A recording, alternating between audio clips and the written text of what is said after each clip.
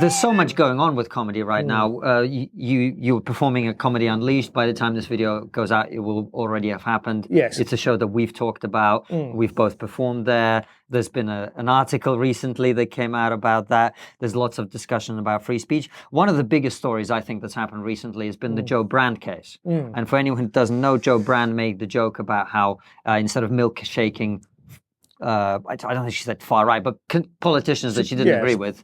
What we should do instead is throw battery acid. Yes. And then she was saying this as part of a comedy performance on a comedy program. Yes. But I think a lot of the stuff that came out of that, and I talked about it, was the double standards of left versus right, freedom of speech for comedians, freedom of speech in general, the ability to make jokes. What was your take on that situation? Well, there were a number of salient factors. I think the most obvious one to say is that, yes, of course, it was a joke.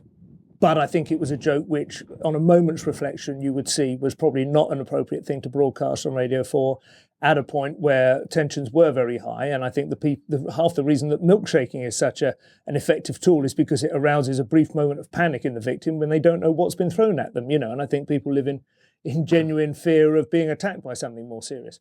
So I think a moment's reflection would have made anyone realise that it wasn't an appropriate thing to broadcast, and that moment should have then been grasped by the various, rafts of authority and editing processes and the producers and so on who would have mediated between Joe saying it and the audience laughing, but a little nervously, I think, and a sort of 24-hour gap at least before it was broadcast. So I certainly don't blame Joe Brand at all for a misjudgment or an error of taste or whatever, because, as I think we've all discussed before now, if you're to be able to function as a comedian, you'll have to be able to cross the line, realise you've crossed it and retreat without having your career in tatters, without having a police investigation. People refer to edgy comedians, perhaps without really considering what the word means. Well, for me, it means the edge of what is acceptable, and you transgress it occasionally and you play with it. Even if you just do a live gig in front of a comedy club audience, every comedian is always pushing up to see where their collective edge is. And one or two people will feel you've crossed it at any given point, and then you come back. And for some people, making a joke at the expense of, let's say, Down syndrome will be something that's beyond the pale, and they just won't accept it. And Frankie Boyle got into trouble with a joke like that a few years ago, having done other material in which he quite literally, decapitates politicians and vomits into their writhing trunks. So you just go, what is, what is or is not acceptable in these situations? So it's not necessarily, I don't think it should be imposed on Joe Brand. But having said all that, there was a tiny bit of schadenfreude that I enjoyed in seeing her held up to account, because she herself has called other people on that kind of stuff. She famously had Carol Thatcher essentially, blackballed from any further employment prospects at the BBC after an off-the-cuff remark she made, in the green room. I think a slightly old-fashioned and misjudged joke that she made, but it wasn't. I don't think it was fueled by hate or any sort of vicious racism or anything. Well, Joe Brand reported that. Carol Thatcher never worked again, whether that was not intended as revenge for Joe Brand's quite open loathing for her mother, for Margaret Thatcher. I don't know, but it seemed to be an extraordinary coincidence if it wasn't.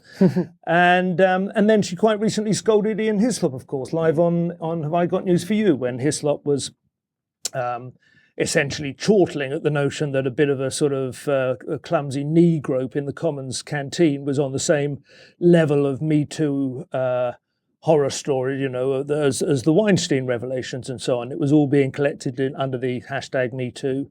I think a journalist, I can't remember if it was a journalist, attempted to grope an MP or vice versa. Yeah, it was Julia Hartley-Brewer. Right, okay, yeah. So, and it wasn't, it wasn't like, he wasn't saying it doesn't matter, but he was kind of joking that it's not really quite on the same level as these Hollywood revelations. And Joe delivered this kind of minute-long monologue telling him that this kind of thing just wears you down, and got a round of applause. But essentially, she was policing his sense of humour and his sense of proportion and telling him, no, this matters. Well, that's all that everyone else has done. A lot of other people have then policed Joe and gone, no, sorry, but when you are a public figure, you do live in fear now of a serious assault on the street, and this kind of thing doesn't help.